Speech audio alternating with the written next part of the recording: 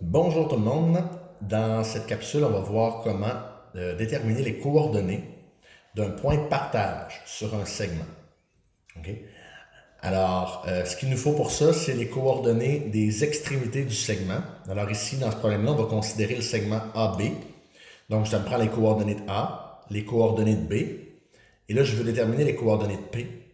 Ce qu'il me faut comme information supplémentaire pour ça, c'est le point P est situé où sur le segment AB? Et on va donner ça sous la forme de fraction. Donc ici, le point P, on vous dit qu'il est situé aux 3/4 du segment AB à partir de A. C'est donc dire qu'il est aux 3/4 du segment. Mais calculer les coordonnées directement de P en sachant qu'il est aux 3/4 avec ces deux coordonnées-là, c'est difficile. Ce qu'on peut faire, par contre, pour s'aider, pour réfléchir, c'est la même chose qu'on a fait quand on a parlé de la distance entre deux points. C'est-à-dire que je peux considérer mes x et mes y séparément. Si P est aux 3/4 de la distance entre A et B en diagonale comme ça veut donc dire que si je prends seulement ma distance horizontale entre A et B, la distance ici, P là-dessus, donc la coordonnée x de mon P, va aussi se situer aux 3/4 de ce segment-là. Mais là, c'est beaucoup plus facile à calculer. Parce que ce segment-là, je peux calculer qu'il mesure 4. En fait, je peux toujours calculer sa mesure en soustrayant mes x. Si vous vous souvenez, distance entre deux points, c'est ce qu'on faisait. Donc, je peux soustraire mes x pour trouver la mesure de ce segment-là. Et là, je pourrais prendre les 3/4 de cette mesure-là pour savoir, lui, il est situé où à partir de A. Tout ce qu'il me reste à faire, c'est d'additionner la mesure ici à ma coordonnée d'où je pars, à mon point de départ, pour connaître la coordonnée x. Alors, je vous le calcule ici, là, j'ai été théorique pas mal. Mais ici, je calcule ma distance horizontale, 1, 2, 3, 4. Fait que ce segment-là, il mesure 4. Les 3/4 de 4, ben c'est 3. Donc, si je prends 3, puis que je l'ajoute à mon x de départ, donc je commençais à 1 ici, 1 plus 3, ça fait 4. Ben, la coordonnée x de mon point P, c'est 4. Je fais la même chose verticalement. Donc, à la verticale, je calcule ma distance. 1, 2, 3, 4. Ah, même chose. J'ajoute 3, parce que 3/4 de 4, c'est 3. Je l'ajoute à mon point de départ. Donc, 3 plus 3, ça fait 6. Donc, ma coordonnée y, ici, de mon P, c'est 6.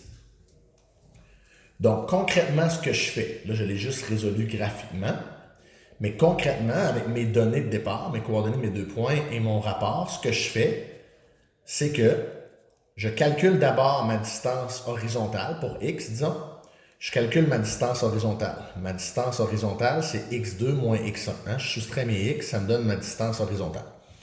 Je prends seulement une portion de cette distance-là. En fait, la portion qui correspond à mon rapport.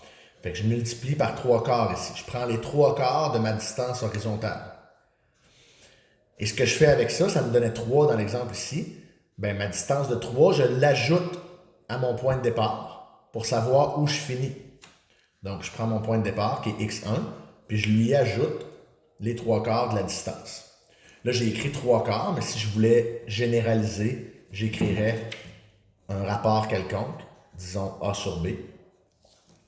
Donc, je prends mon point de départ, puis je lui ajoute la bonne portion de ma distance en x. Et ça va me donner la coordonnée x de mon point de partage. Ça va me donner le x de mon P.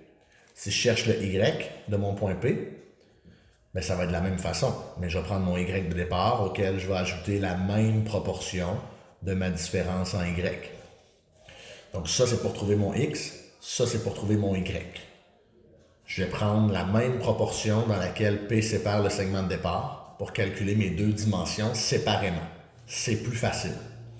Et si vous voyez la formule écrite quelque part, officiellement, on l'écrit toujours sous forme de coordonnées du point P. Donc, les coordonnées du point P, ben pour le x, c'est ceci. Donc, ma coordonnée x, je l'écris comme ça.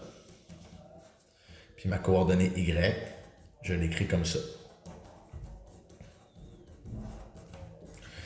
Donc, la formule a l'air bien épeurante quand on la regarde en ensemble comme ça.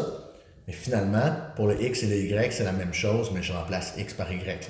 Là. Donc, pour une portion, je le fais horizontalement, puis ensuite, je le fais verticalement. Et comme pour la distance entre 2 points, ça va fonctionner peu importe vos 2 points sont positionnés où dans le plan cartésien, puisque c'est une généralité, on fonctionne toujours de la même façon et ça va toujours donner les coordonnées de notre point de partage P. Voilà.